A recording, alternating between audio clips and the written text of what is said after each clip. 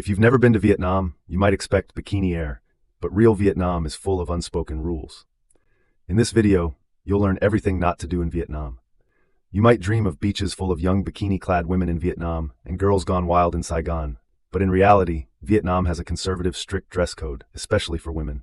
Do not expect to see bikini-clad babes in Vietnam. You're much more likely to see Vietnamese aunties dressed head to toe and fully clothed at the beach. This is not Bangkok, Phuket, or Pattaya in Thailand. This is a conservative, straight-laced, but very beautiful country. And there are definitely no sexy bikini-clad stewardesses bouncing around with their bubbies out on the airlines in Vietnam. Don't make all the mistakes I've made in the 5 years I've lived in Vietnam. Save yourself the time and hassle by watching to the end of this video. This next one might really surprise some of you, but do not fall into a Vietnamese internet content rabbit hole. The TV and pop culture here are super shocking and weird for a lot of Westerners, and I promise you can get sucked deep into a Vietnamese content rabbit hole. You might be used to a quiet sleep in your suburban home, serene natural retreat when you come to Vietnam. The natural beauty is real in Vietnam, but the reality of the cities is honking motorbikes, exhaust fumes, drunk screaming at waiters, and blasting Vina House at all hours of the day and night. Even in the natural landscape way out in the countryside, Vietnam can be loud as fuck. My wife and I once spent a beautiful weekend away for Christmas at Bob Bay Lake, way up in the north of the country, away from absolutely everything. How are we greeted? By a bunch of teenage boys blasting karaoke in the football pitch from 4 p.m. till 4 a.m. every single night when they got drunk as piss. I don't know if you can hear the traffic and construction here. I hope to God you can't because this mic is so good. But it's loud AF right now when I'm recording. Seriously, do not expect peace and quiet in Vietnam. There are no noise laws. But even if you find yourself super pissed off about all the yelling and the noise and the music, think twice before confronting people or going down to have it out with the rooster cawing at 5 a.m. because you should not confront people directly in Vietnam. And of course, you shouldn't cancel your trip either. The country is amazing. But let me get to the main point here. Vietnam has a culture of saving faith. That means people will bend over backwards to try and appease you and to look good in front of you, even if they do not agree with you. In fact, they might even hate what you're saying, but they will still try and help or accommodate, which is pretty shocking if, like me, you've lived in New York for San Francisco. It ain't like that. Trust me. In fact, this kind of culture shock and the saving face thing can actually be pretty sweet for tourists and come out in your favor.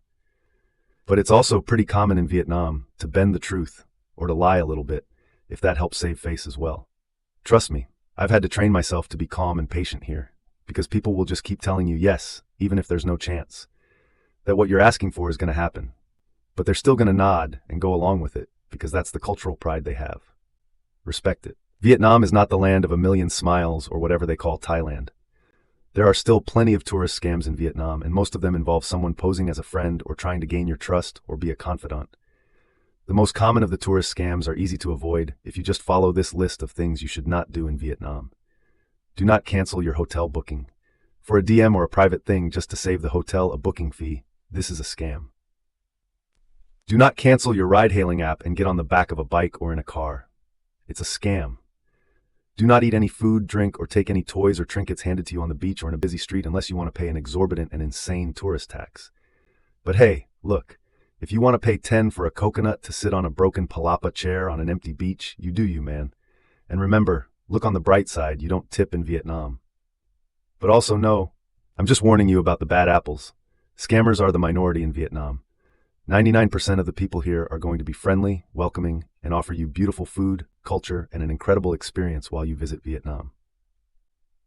Don't think I'm trashing Vietnam, I promise. I fucking love this country. It is my favorite place in Southeast Asia and the best, most affordable, and livable country I've ever been to. The problem is you have one bad experience during your 10 days in Vietnam, and that's the only thing you're going to remember.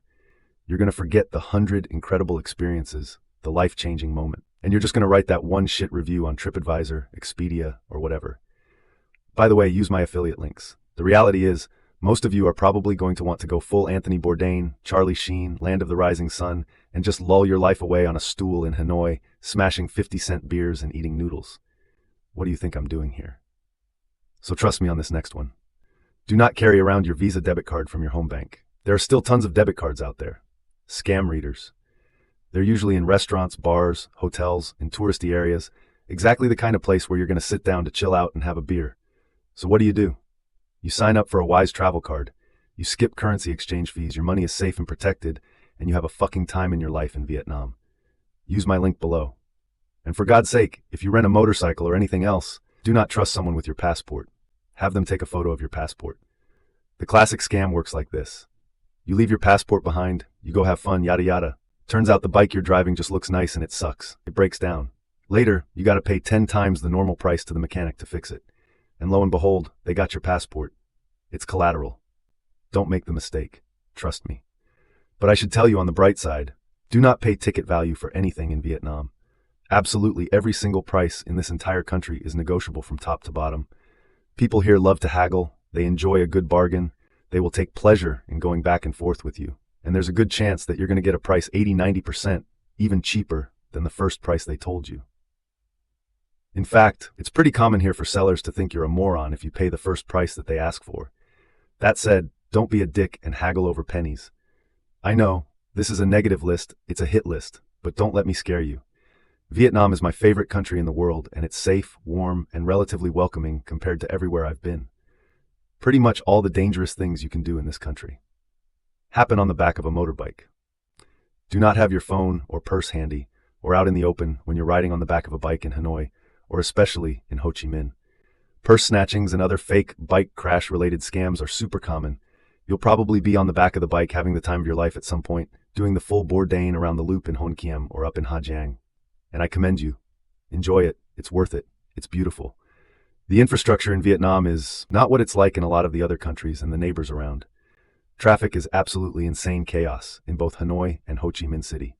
You could be stuck in a car for hours at a time in the middle of a downpour with literally nowhere to go as the motorcycles drive by on the sidewalk. But once you start crossing the street, do not stop. Do not look back and do not slow down. The rule of the land around here is to just keep going at a nice, steady, even pace. Basically, everyone expects you to go with the school of fish mentality. So just don't turn around, don't stop, don't freak out, move that steady course to the other side of the street, and you will be good. Sad one, but if you see those Oliver Twist-looking kids or the women walking around with unconscious babies at this traffic light, people spitting gasoline and shooting flames out of their mouth, it's probably best that you do not give them any cash. Vietnam is not a dog-eat-dog capitalist country. This is a socialist state with a good social welfare system. There's healthcare, there's food, people are provided for. The government gave out rice to the poor during COVID lockdown. But you should also know, with the help of Facebook, the government does censor pretty much all social media and online activity. I would strongly recommend you do not surf on open Wi-Fi nets and you make sure you use a VPN at all times in the country. You can use my link for NordVPN below. That's what I've been using for years, but it's well worth it. Jokes aside, now for the fun part of the video. Food, beers, drinks, and more. Culture. Incredible people. All of the reasons why we come to Vietnam as foreigners and appreciate their incredible hospitality and country. Let's start with the basic chopstick etiquette. Don't go small ends into a communal dish. That is a faux pas. No. You go on the back end of your chopsticks so you don't get your little spitties in the middle. No double dipping. You don't jam your chopsticks in the middle of a rice bowl because it looks like an offering at a funeral. Also, do not expect your servers or customer service people here to speak English. There's a significant language barrier. It's very common, but people are super cool and understanding about it because they don't expect you to have learned their extremely hard to pronounce language. In fact, almost everyone from the barber to a waiter to a driver chauffeur will happily pull out their phone and use a translator app, no questions asked. The flip side is, you do not want to mispronounce Vietnamese words because the slip of a single tone can alter the entire meaning of what you're saying. Seriously, do not be afraid to try all the amazing, incredible new things on the menus and plates. Point it at anything and say, I'll have what they're having and yada yada. The food, the culture, the drinks, amazing.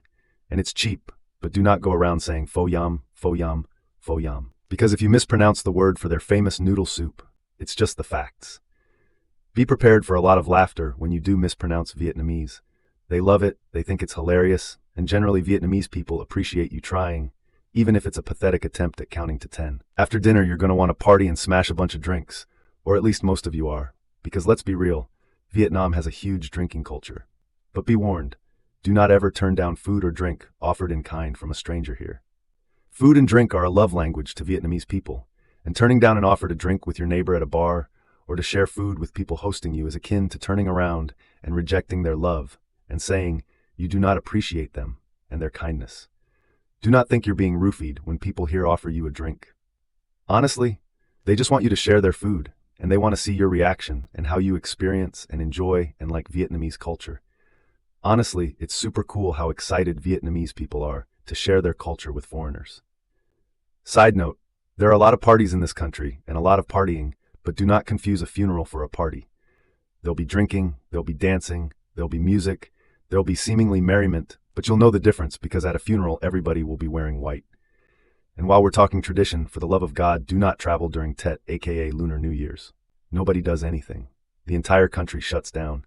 It is like Christmas times 20. And if you do find some poor schmo working on Tet, for the love of God, be nice to this sucker. Forget what I said earlier. Do not trust open beverages. No draft beer, nothing floaty, nothing open, nothing sitting in the hot, humid air just because of bacteria. And guys, please do not solicit prostitutes or pull your dong out during a massage in Vietnam. It is not kosher. This is not Pattaya or Bangkok or Thailand, and it's the wrong place to come if you're looking for sex tourism. But you can date Vietnamese women. I would suggest going on an app, Bumble, Tinder, etc. But do not stay in a hotel room with an unmarried Vietnamese woman, because that is illegal, and the aunties and uncles will side-eye you and judge you. Honestly, I wouldn't know, except for my wife, but staying in a hotel with a married Vietnamese woman is probably even worse than staying in a hotel with an unmarried woman. Last but not least, all the kidding aside, do not miss out on the natural beauty and scenic landscapes of this country. Vietnam is one of the most incredible, unique, wonderful, weird, fabulous places on planet Earth. I cannot recommend it highly enough. If anybody wants to know anything about the country or traveling in Southeast Asia, let me know in the comments. But the land and the people here are extremely proud of their nation and their culture, so treat it with respect. One last thing, if you do decide to ignore all of my advice and go out, get smashed in Japantown in the red light district of Ho Chi Minh City, Saigon. You're popping bottles, you're smoking hookahs, you're doing the bong at the bar at 4 in the morning, you have escorts or friend drinks with the girls. For the love of God, do not pay with your bank, Visa, or debit card. Use the Wise app or bring cash. Trust me, gents. I know guys who have lost literally tens of thousands of dollars in a single night this way. There's stories, they're on the internet, people are too embarrassed, and it's illegal, so they can't go to the police anyways. Now watch this next video about all of the shocking and weird things that happened on my last trip abroad.